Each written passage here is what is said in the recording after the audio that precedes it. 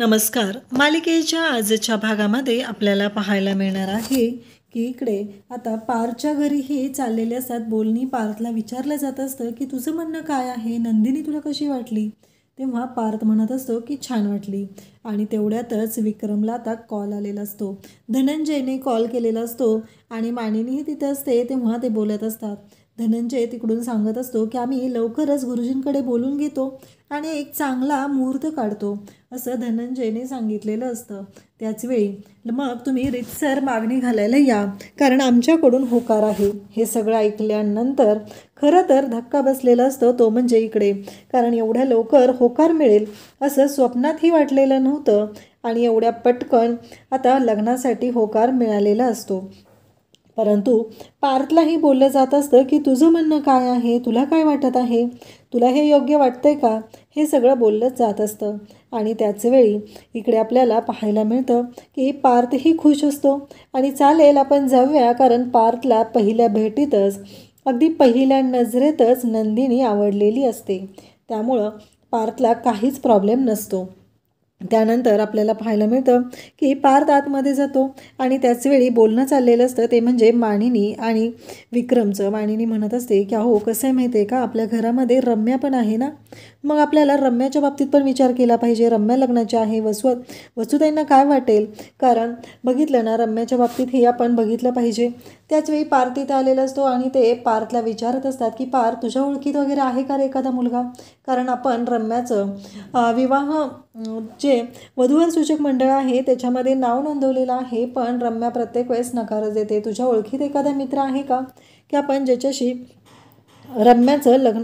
तेव्हा पार्थ म्हणतो की मी पाहून सांगतो, कारण पार्थनेही ठरवलेलं आहे आणि त्याचबरोबर इकडे रम्याचं लग्न आधी करायचं आणि मगच पार्थ नंदिनीचं करायचं. पण इकडे मानिनीला वाटत असतं पण रम्यासाठी आपल्या मुलाला वाट बघावी लागणार आहे, कारण रम्या मात्र प्रत्येक वेळेस लेटच करत आहे, ती होकारच देत नाही. ही गोष्ट मात्र त्यांना पसंत पडत नसते. मानिनीचं असं म्हणणं असतं की जर रम्याने लवकर होकार दिला नाही तर आपल्या पार्थच्या लग्नालाही प्रॉब्लेम येऊ शकतो, असं तिचं म्हणणं असतं. त्याचबरोबर आपल्याला पाहायला मिळतं की हे सगळं जेव्हा बोलणं चालू असतं त्यावेळेस विक्रम म्हणत असतो की असंही आपण ठरवलेलं आहे ना, आधी रम्याचं उरकायचं, त्यामुळं वसूलाही काही वाटण्याचा प्रश्न येणार नाही. हे सगळं बोलणं चालू असतं. त्याचवेळी इकडे आता मानिनी म्हणत असते की बरोबर आहे तुमचं, परंतु मला कळतच नाही आहे की नक्की कशा पद्धतीनं विचार करावा लागणार आहे, कारण काही झालं तरी वसुताईंना वाईट वाटायला नको आहे, कारण रम्या लग्नाची आहे आणि आपण पारच्या लग्नाची घाई करतो, ही गोष्ट योग्य नाही. हे बोलणं चालू असतं. त्याचवेळी आपल्याला पाहायला मिळतं की पार्थ तिथं आलेला असतो आणि उद्याच आपल्याला नंदिनीच्या घरी भेटायला जायचं आहे, मुलगी बघण्याचा कार्यक्रम आहे हे ठरलेलं असतं. पार्थलाही खूप छान वाटत असतं, कारण पार्थला माहिती असतं की नंदिनीला अजूनपर्यंत ही गोष्ट माहिती नव्हती. नंदिनीच्या घरच्यांनी तेवढ्या घाईघाईने तिला बोलवून घेतलेलं होतं घरी, म्हणूनच नंदिनी तेवढ्या घाईमध्ये गेलेली होती. आता नंदिनीने पण होकार दिलेला आहे, ही गोष्ट मात्र पार्थला खूपच छान वाटत असते. त्याचवेळी इकडे पाहायला मिळतं की वसूला ही गोष्ट सांगितली पाहिजे, घरातल्या त्या मोठ्या आहेत आणि आपण ही गोष्ट त्यांच्या कानावर घातली पाहिजे, असं मानिनीचं ठरलेलं असतं. त्यानंतर आपल्याला पाहायला मिळतं की इकडे आरोही आणि त्याचबरोबर काव्या या दोघींची दंगामस्करी चाललेली असते आणि त्यांच्या दंगामस्करीमध्ये तिथे त्या बोलत असतात आणि तेवढ्यातच नंदिनीच्या फोनवर मेसेज आलेला असतो. तर आरोही आणि काव्याने तो मोबाईल पकडलेला असतो आणि त्या म्हणत असतात की पार्थ जिजूंचा मेसेज आलेला आहे, आम्ही देणार नाही, आधी आम्हाला मेसेज वाचायचा आहे. नंदिनी इकडे लाजत असते. ती म्हणत असते काय चाललंय गं तुमच्या दोघींचं, तुम्ही प्रत्येक वेळेस असा गोंधळ घालत असता, असं ती म्हणत असते. तेव्हा या दोघी म्हणत असतात की आम्हाला कळलंच पाहिजे मेसेज काय आहे. तेव्हा नंदिनी म्हणत असते की नाही, आधी मेसेज मला बघू दे, ते वाट बघत असतील ना तिकडं. आणि मग काव्या चिडवू लागते. नंदिनीचं असं म्हणणं असतं की काही झालं तरी नाही. मग नंदिनी म्हणत असते की दे लवकर, परंतु काव्या ऐकायलाच तयार नसते. काव्या म्हणत असते की नाही, मी हा मोबाईल तुझ्याकडे देणारच नाही. त्यानंतर आपल्याला पाहायला मिळतं की आरोही आणि काव्या दोघीही नंदिनीची मस्करी करत आहेत. तिला म्हणत आहेत की हा मोबाईल आम्ही तुझ्याकडे देणार नाही. त्यानंतर पार्थ इकडे वाट बघत असतो. तो म्हणत असतो की अजूनही माझ्या मेसेजला रिप्लाय आलेला नाही, म्हणजे त्यांना आवडलं नाही का, कॉल करून बघू का, असं पार्थचं म्हणणं चाललेलं असतं. आणि त्याच वेळी पार्थ मग पार्थचा मेसेज नंदिनी पाहते, पण तोपर्यंत पार्थला दम निघत नसतो. तो लगेचच तिथे नंदिनीला कॉल करतो. आता नंदिनीला पार्थचा कॉल आलेला पाहून या दोघीजणी पुन्हा नंदिनीला चिडवू लागतात. त्या म्हणत असतात की काय, आणि मग मेसेज काय आहे तो जोपर्यंत नंदिनी त्यांना वाचून दाखवत नाही तोपर्यंत त्या बाजूलाही जात नसतात. तिथे अगदी पार्थचा कॉल आलेला आहे तर कान लावून बसलेले असतात आणि नंदिनीला मात्र त्या बोलूच देत नसतात. नंदिनीला म्हणत असतात की काहीही झालं तरी आम्हाला कळलं पाहिजे की काय चालू आहे. नंदिनीला पार्थ म्हणत असतो की तुमचं म्हणणं काय आहे, तुम्हाला काय वाटतं, हे सगळं पार्थ बोलत असतो. परंतु नंदिनी म्हणत असते कशाबद्दल. तेव्हा पार्थ म्हणत असतो की तुमच्या घरच्यांनी तुमच्याशी बोललेलं आहे ना, तुम्हाला माहिती आहे ना, तुम्हाला घरी बोलवलं होतं ना अचानक त्याच कामासाठी. तेव्हा नंदिनी सांगत असते, नाही, घरी आनंद निवासमधून काही लोक आलेली त्यासाठी मला घरी बोलवलेलं होतं. आणि नंदिनी मुद्दामच हे सगळं बोलत असते आणि ह्या दोघी मस्त मजा घेत नंदिनीचं बोलणं ऐकत असतात. अगदी दोन्ही बाजूनी दोघीजणी कान लावून बसलेले असतात. नंदिनीला मात्र बोलू देत नसतात. पार्थ इकडून म्हणत असतो, पण म्हणजे तुमचा नकार आहे या गोष्टीला, तुम्हाला काहीच माहिती नाही आहे, आम्ही उद्या पाहायला येणार आहोत. तेव्हा नंदिनी म्हणत असते, म्हणजे अहो मी बरी आहे, मला बघायला याची गरज काय आहे, असं नंदिनी बोलत असते. तेव्हा मात्र इकडे पाहायला मिळतं की नंदिनी मात्र म्हणत असते की अहो असं काय बोलताय तुम्ही. त्यानंतर नंदिनी बोलत असते आणि ती अचानक हसते. तेव्हा पार्थच्या लक्षात येतं, पार्थला जाणवतं. पार्थ म्हणतो, म्हणजे तुमचा होकार आहे. नंदिनी म्हणते, तुम्हाला कसं कळलं. तेव्हा पार्थ म्हणतो की तसंच कळलेलं आहे. आणि पार्थ आणि नंदिनी बोलत असतात. त्यानंतर पार्थचं असं म्हणणं असतं की म्हणजे नंदिनीनं पण होकार दिलेला आहे, कारण नंदिनीने होकार दिलेला होता ही गोष्ट तिने पार्थला तेवढी सांगितलेली नव्हती. त्यामुळं पार्थ मात्र लाजून लाजून तिच्याशी बोलत असतो. आधीच पार्थ म्हणजे एक लाजाळूचं झाड आहे असं सगळ्यांनी सांगितलेलं असतं. आणि त्याचबरोबर इकडे पार्थ आणि नंदिनी यांचं भेटायचं ठरतं, ते म्हणजे कॅफेमध्ये. दोघंही खुश झालेले असतात, मनासारखा जोडीदार मिळालेला असतो, दोघांनाही खूप छान वाटत असतं. आणि फायनली हे आता सगळ्यात जास्त खुश झालेली असते ती म्हणजे काव्या, कारण तिची लाईन क्लिअर झालेली असते. काव्या इकडे आता जीवाला भेटायला बोलवते आणि जीवाला तिने अर्जंट भेटायला ये असं सांगितलेलं असतं. जीवाला बिचारायला काहीच माहिती नसतं. जीवा धावत धावत येतो आणि आल्यानंतरच इकडे तो म्हणत असतो काय झालं, आणि इकडे काव्या मात्र तोंड पाडून बसलेली असते. तर जीवा म्हणत असतो, नक्की काय झालं आहे, प्रॉब्लेम काय आहे ते तरी सांग. तेव्हा काव्या म्हणते की लग्न जमलं आहे. तेव्हा जीवा म्हणतो की आपण समजून सांगूया त्यांना, तू नको काळजी करूस. आणि त्याचबरोबर इकडे जीवा असं म्हटल्याबरोबर काव्या म्हणत असते, हो बरोबर आहे पार्थ. मग इकडे जीवा म्हणत असतो, नाहीतर आपण पळून जाऊन लग्न करूया, नको टेन्शन घेऊ, तू तुझी ताई आहे ना, ती म्हणालेली आहे दोन प्रेम करणाऱ्या जीवांना एकत्र यायलाच हवं आहे, त्यांना मी एकत्र आणणार आहे, आपण ताईची मदत घेऊया. आणि काव्या जोरजोरात हसायला लागते. काव्याचं असं म्हणणं असतं की जीवा, लग्न माझं नाही तर माझ्या नंदिनी ताई आणि तुझ्या पार्थ दादाचं ठरलेलं आहे. जीवा म्हणतो, काय बोलतेस तू माझी मस्करी करतेस, मला कसं सांगितलेलं नाही आहे. तेव्हा काव्या म्हणते की कसं काय, म्हणजे तुला नाही सांगितलं का. तेव्हा तो म्हणतो की दादा मला काहीतरी सांगायला आलेला होता, पण मी त्याच्याकडे दुर्लक्ष केलेलं आहे, त्यामुळं मला ही गोष्ट कळलेली नाही, असं तिचं म्हणणं असतं. त्याचबरोबर आपल्याला पाहायला मिळतं की काव्या इकडे खुश झालेली असते. काव्याचं म्हणणं आहे की काहीही झालं तरीही ज्या गोष्टी आहेत त्या खूप छान घडलेल्या आहेत. काव्याला धरून जीवा तर अक्षरशः उड्या मारत असतो, त्याला इतका आनंद झालेला असतो, त्याला खूप छान वाटत असतं. आणि त्याचबरोबर त्याला काव्या म्हणत असते की काय चाललंय तुझं हे. तेव्हा जीवा म्हणत असतो, म्हणजे हे सगळं जे काय आहे ते आपण ठरवलेलं त्या पद्धतीनं घडत आहे.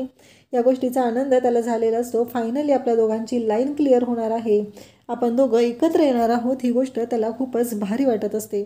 त्याचबरोबर आपल्याला पाहायला मिळतं की इकडे रम्या मात्र हातामध्ये फोटो घेऊन उभी असते, तो म्हणजे आपल्या पार्थचा. कारण तिला असं वाटत आहे की पार्थने तिला होकार दिलेला आहे, कारण त्या लेटरवरती पार्थनेच आय टू लव्ह यू लिहिलेलं होतं, त्यामुळं तिचा असा समज झालेला असतो. आणि इकडे रम्या भलतीच खुश झालेली असते, तिला खूप आनंद झालेला असतो.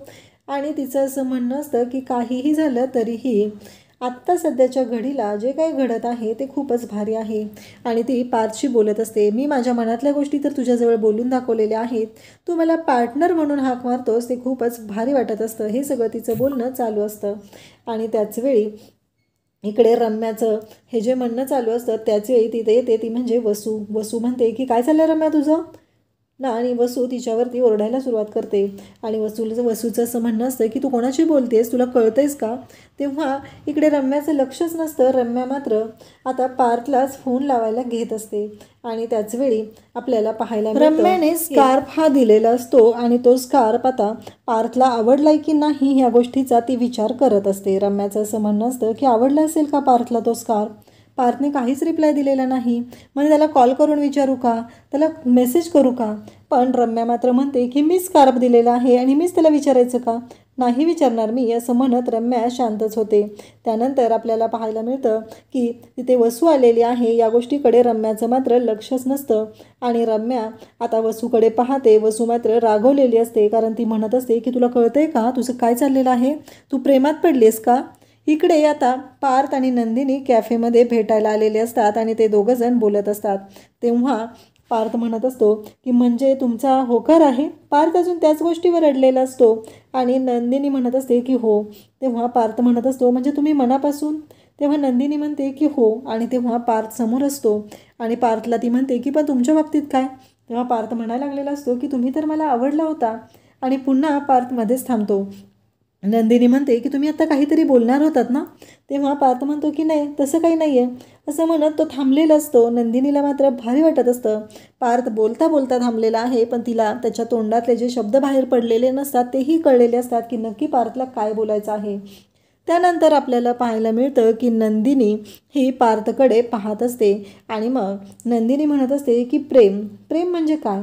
कारण काहीही झालं तरीही आपण एकमेकांना कशा पद्धतीने ॲक्सेप्ट करतोय आणि प्रेम तर होईलच ना. आणि पार्थला ती म्हणत असते तुम्हाला काय वाटलं? कारण त्या दिवशी एक लग्न मोडून मी दुसरं लग्न लावलेलं आहे, त्यामुळं जर नकार द्यायचा असता तर मी स्पष्टच दिला असता, कारण मी तशी मुलगी नाही आहे, हे स्पष्टपणे नंदिनीने सांगितलेलं असतं. इकडे वसू मात्र रम्यावरती भयानक चिडलेली असते. ती म्हणत असते की तुला कळतंय का तू प्रेमात पडली आहेस? तेव्हा रम्या म्हणते की हो आणि ती घाबरलेली असते आणि त्यानंतर वसू हसू लागते आणि म्हणते कोणाच्या? पार्थच्या? मग त्याच्याकडून काय आहे? तेव्हा रम्या सांगते की मी माझ्या मनातल्या भावना त्याच्याजवळ व्यक्त केलेल्या होत्या आणि त्यानेही मला होकारच दिलेला आहे, असं रम्याने स्पष्टपणे सांगितलेलं असतं. आणि त्याचवेळी रम्याचं असं म्हणणं असतं की मला पार्थनेही स्वतःहून होकार दिलेला आहे आणि पार्थ ही माझ्यासोबत लग्नासाठी तयार आहे. हे जेव्हा ऐकलेलं असतं तेव्हा वसू खुश होते आणि ती म्हणते लवकरच मी दादाशी बोलून घेते, म्हणजे तुमच्या दोघांच्या लग्नाचा बार उडवून देता येईल. म्हणजे मला आत्ता कळलेलं आहे की इतके दिवस आम्ही इतकी स्थळं आणली तरी तू त्याला नकार का देत होती ती, कारण तुझ्या मनात पार्थ होता. हे सगळं बोलणं चालू असतं आणि त्याचवेळी वसू म्हणते की बरं झालं कारण तूही माझ्या डोळ्यासमोरच राहशील, असं म्हणत वसू रम्याला मिठीत घेते आणि तिच्याशी बोलत असते. तिलाही बरं वाटत असतं की आपली रम्या ही आपल्याच घरात राहणार आहे, ते माझ्या डोळ्यासमोर असणार आहे. या गोष्टीचा आनंद तिला जास्त झालेला असतो. इकडे पार्थ आणि नंदिनी बोलत असतात. नंदिनी म्हणत असते प्रेम म्हणजे काय? कारण दोन्ही जीव एकत्र येणं, त्यांनी एकमेकांना समजून घेणं, त्यानंतरच प्रेम होणार आहे. प्रेमाची व्याख्या म्हणजे कोणी करू शकत नाही, कारण प्रेम जे आहे ते एवढं साधं नाही आहे की ते एका शब्दात मांडता येईल. हे जेव्हा नंदिनी बोलत असते तेव्हा पार्थ म्हणत असतो की खरंच मलाही हेच बोलायचं होतं, पण माझ्याकडे शब्द नव्हते आणि तुम्ही अगदी व्यवस्थित असं ते एक्सप्लेनेशन दिलेलं आहे, असं पार्थचं म्हणणं असतं. नंदिनी पण इकडे खुश झालेली असते आणि त्याचबरोबर आपल्याला पाहायला मिळतं की नंदिनी पार्थकडे पाहून हसत असते. त्यानंतर तिथे कॉफीची ऑर्डर देण्यासाठी पार्थने बोलवलेलं असतं आणि कॉफीची ऑर्डर देताना तो सिनेमन फ्लेवरचे कॉफी ऑर्डर करतो. त्याचवेळी तिथे नंदिनीला तो विचारतो तुम्ही काय घेणार? तेव्हा नंदिनी म्हणते मलाही चालेल तोच फ्लेवर. दोघांचीही कॉफी आलेली आहे, दोघांनी चीअर्स केलेला आहे आणि कॉफीचा एक सिप घेत आहेत आणि फायनली दोघांनी लग्नाला होकार दिलेला आहे. इकडे रम्या पण या लग्नासाठी तयार होऊन बसलेली आहे, उतावळी झालेली आहे, जणू काही तिने गुडघ्याला बाशिंग बांधून बसलेली आहे, अशा पद्धतीने तिचं चाललेलं असतं. त्यानंतर आपल्याला पाहायला मिळणार आहे की उद्याच्या भागामध्ये वसूही गेलेली आहे आणि ती विक्रमशी बोलण्यासाठी गेलेली असते. विक्रमला ती म्हणत असते की विक्रम मला ना रम्याच्या लग्नाबद्दल तुझ्याशी बोलायचं आहे. हे ऐकल्यानंतर विक्रम म्हणतो हां बोल ना. तेव्हा ती म्हणत असते की मला काय वाटतं माहिती आहे का, पार्थ आणि रम्याच्या लग्नाचं आपण बोलणे करून टाकूया. तेव्हा विक्रमला सुरुवातीला असं वाटत असतं की रम्याच्या मनात दुसरं कोणीतरी आहे, म्हणूनच वसू माझ्याशी बोलायला आली आहे. पण जेव्हा त्याला कळतं की वसू ही पार्थ आणि रम्याच्या लग्नाबद्दल बोलत आहे, तेव्हा मात्र विक्रमला धक्का बसलेला असतो. कारण इकडे पार्थ आणि रम्या तेव्हा वेळेस बोलत बसलेले असतात आणि वसू त्यांना वरून पाहते. तिला खूप भारी वाटतं, कारण दोघंही एकमेकांना छान असे समजून घेत आहेत असं तिचं म्हणणं असतं.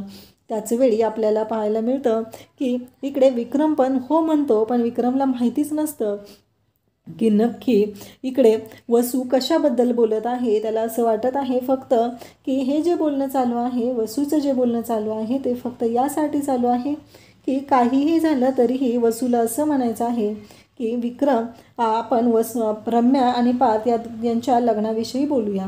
त्याचवेळी इकडे पाहायला मिळतं की आता भास्कर आलेला असतो आणि भास्कर म्हणत असतो की विक्रम, मी तुझ्याकडे एका वेगळ्या गोष्टीसाठी बोलायला आलेलो आहे. तेव्हा विक्रम म्हणतो, हां बोल ना, कोणत्या गोष्टीसाठी? तेव्हा तो म्हणतो की त्या दिवशी पार्टीमध्ये माझ्या शनैयाने तुझ्या पार्थला पाहिलेलं होतं आणि तिने पार्थला पसंत केलेलं आहे. हे ऐकल्यानंतर विक्रमला धक्का बसलेला असतो आणि तो म्हणत असतो की मी पार्थसाठी म्हणजे माझ्या शनैयासाठी पार्थला मागणी घालत आहे, तर तुम्ही लवकरच आमच्या घरी यावं. आता मात्र इकडे प्रश्न पडलेला असतो तो म्हणजे विक्रमला, कारण आपल्या पार्थसाठीच दोन्हीकडून स्थळ आलेलं आहे आणि आता याचा विचार कसा करायचा हा प्रश्न पडलेला आहे. कारण विक्रम इकडे म्हणत आहे की नक्की कशा पद्धतीने मी गोष्टी हँडल करू, कारण काही झालं तरी इकडे भास्करच्या मुलीसाठी त्याने मागणी घातलेली आहे, रम्यासाठी वसू मागणी घालत आहे, पण विक्रमने तर इकडे नंदिनीला मागणी घातलेली आहे पार्थसाठी. कारण विक्रम आणि मानिनी यांच्या मनात आहे ती म्हणजे नंदिनी, कारण पार्थनेही नंदिनीसोबत लग्नाला होकार दिलेला असतो. आता विक्रम हा सगळा प्रश्न कसा सोडवणार हे आपल्याला पुढे पाहायला मिळणार आहे. त्याचबरोबर इकडे आता नंदिनी म्हणत असते ती काव्याला म्हणत असते की माझं लग्न जमलेलं आहे, पण माझं लग्न जमल्यापासून खुश मात्र तूच दिसत आहे मला, नक्की काय रिझन आहे त्याच्यामागं ती विचारत आहे. आणि तेव्हा काव्याच्या चेहऱ्यावरती अगदी शांतता पसरलेली आहे. काव्या मात्र शांत झालेली आहे. नक्की काव्या आता तिच्या मनात जे काय आहे ते नंदिनीला कशा प्रकारे सांगणार हे आपल्याला पुढे पाहायला मिळणार आहे. अशाच अपडेटसाठी चॅनलला सबस्क्राईब करा. थँक्यू.